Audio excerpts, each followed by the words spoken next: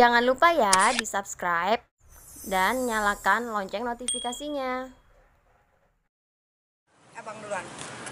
Jadi hari ini kita melaporkan dugaan tindak pidana pemalsuan surat ya. Jadi berawal ada seseorang yang berinisial SU mengajukan permohonan di Pengadilan Negeri Tangerang dengan alamat yang ada di Banjarwijaya.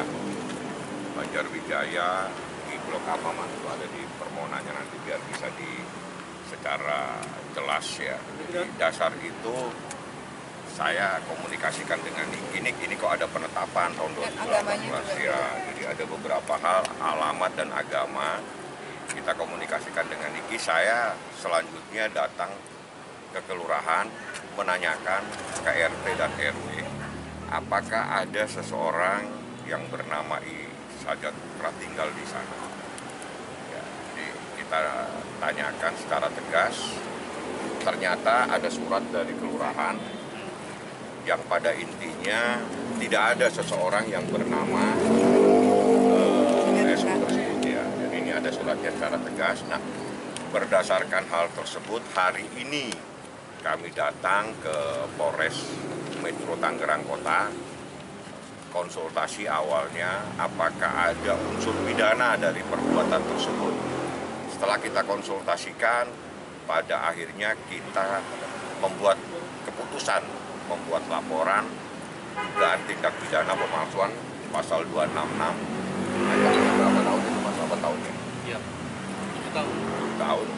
Nah, siapa yang melakukan? Karena kita ingin dilakukan sebuah proses hukum secara transparan, kita minta supaya dalam lidik. Tapi yang terpenting bahwa pemohon di dalam permohonan penetapan tersebut adalah bernama Sajat Putra. Itu ada penetapannya, bisa dilihatkan. Ini alamatnya si Sajat, agamanya Kristen, benar ya? Nih, agama Kristen, jenis kelamin laki-laki, umur 44 tahun, agama Kristen, pekerjaan karyawan swasta, beralamat di Banjarwijaya. Pemohonnya Sajat Putra. Dasar ini kita mendapatkan surat dari kelurahan bahwa berdasarkan RT tersebut tidak ada seseorang yang bernama Sajat Putra di sana. Dasar itulah kita hari ini melaporkan. Sebelumnya kemarin secara tegas ini kita mengajukan kasasi atas penetapan tersebut karena kita keberatan. Anaknya yang sudah diselamatin, yang diberikan banyak doa, tiba-tiba mau diganti namanya, ya seperti itu. Jadi penetapan itu mengganti nama anak kita dari Aska Ragila Mawardi menjadi Aska Ragila Putra. Najis.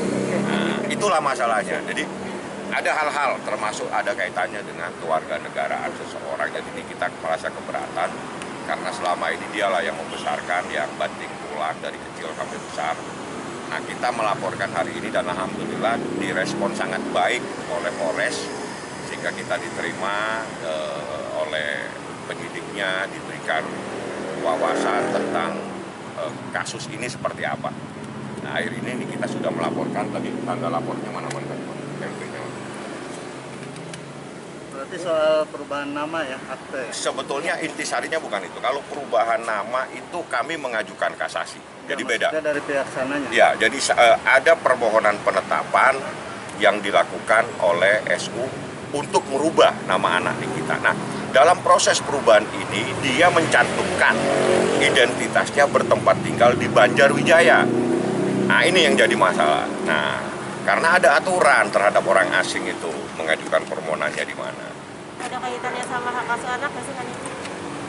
Hak asuh anak kayaknya udah nggak. Kalau hak asuh anak ya secara hukum sampai detik ini itu haknya nih kita. Berdasarkan putusan Pengadilan Agama Jakarta Selatan itu nggak bisa diganggu-gugat. Oke, untuk kerugian sendiri terutama buat Nyai sendiri lebih ke apa sih? Kerugiannya lebih ke apa gitu?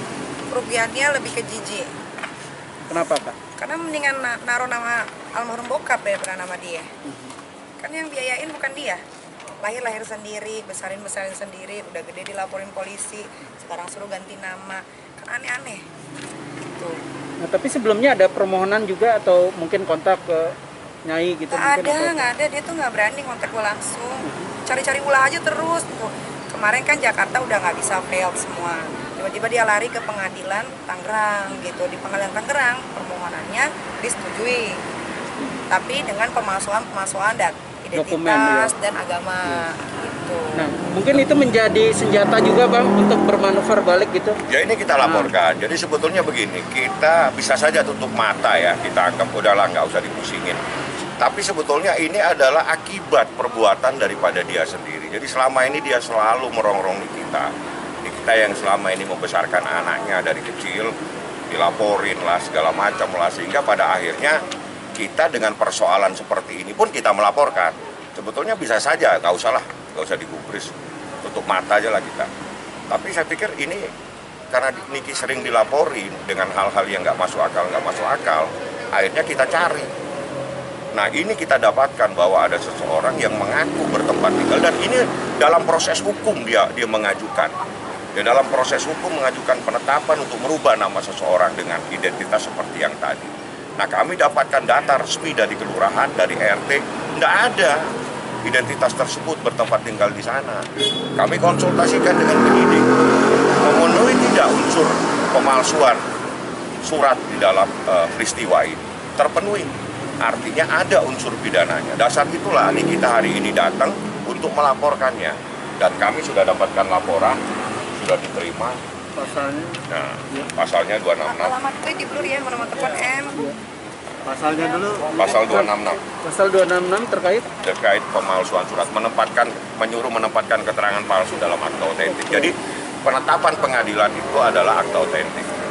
Ancamannya berapa? Ancamannya 7 tahun.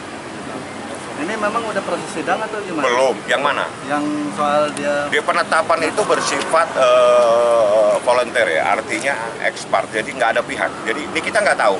Tapi anehnya di dalam permohonan tersebut, yang mengajukan permohonan ini kita. Padahal nggak pernah. Nah, nggak pernah ada. Jadi di situ pemohon selaku ibu kandung. Loh, ini dia nggak pernah ngajuin permohonan. berarti mencatat nama juga ya? Parah.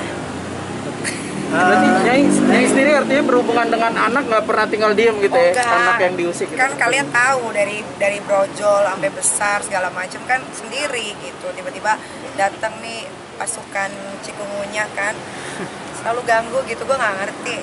Gue bingung kadang-kadang harus menyetopnya tuh seperti apa. Kalau lapor polisi kan sebenarnya itu adalah buang waktu ya kan, tapi mau nggak mau daripada nanti yang sono duluan gue kecolongan lagi, yang udah-udah kan gue selalu kecolongan. Jadi mendingan sekarang aja gitu balik lapor. Ya tapi mudah-mudahan maksudnya gini, buat aparatur negara semuanya di seluruh Indonesia, kalau ada yang namanya Sajak Kupra mau melapor, jangan diterima karena dia penipu. Kalian aja bisa ditipu, buktinya ini sekarang udah ada, ya kan, dari alamat, agama. Malah di situ ada dibaca, dia juga ngomongnya sebagai ibu kandung juga ya bang. Jadi dia tuh udah kacau, udah parah. Gue tuh cuma pengen mereka tuh berhenti ya deh, kalau ngurusin soal anak itu anak gue melahirkan sendiri. Gue membelah diri, ya kan? Gak tahu mungkin gue ditiup bisa hamil. Pemohon adalah orang tua strip ibu kandung. Nih, makasih bang. Nih, setelah membaca berkas perkara permohonan tersebut, setelah menerima bahwa pemohonan dengan yang mana sih bang? Oh, nih, bahwa pemohon adalah orang tua kandung dari kedua anak pemohon. Oh ya, bahwa pemohon adalah orang tua atau ibu kandung dari kedua anak pemohon yang masih di bawah umur, yakni Askar Akila Mawardi. Sejak kapan ada begini? Yang kan kagak suka sama dia. Bisa-bisanya dia bikin gini, mengada-ngada sama dia tuh dibikin cerita gitu. Pemohonnya jelas nih namanya, Sajak Kupra. Nyai, apakah dia belum move on dari Nyai? Sepertinya seperti itu. Karena kan kalian lihat sendiri istri sirinya seperti apa bentuknya kan. Bukannya mau gimana-gimana, tapi kalau gue kan walaupun anak 3, badan masih setel, montok tuh, kencang gitu kan, duit makin banyak ya kan, popularitas makin parah, bisnis makin merajalela. Ya mungkin kalau nggak bisa move on wajar, tapi kan yang berlalu sudahlah berlalu gitu kan, dia sudah sama yang lain, aku pun dia sendiri aja gitu. Jangan lupa ya di subscribe dan nyalakan lonceng notifikasinya.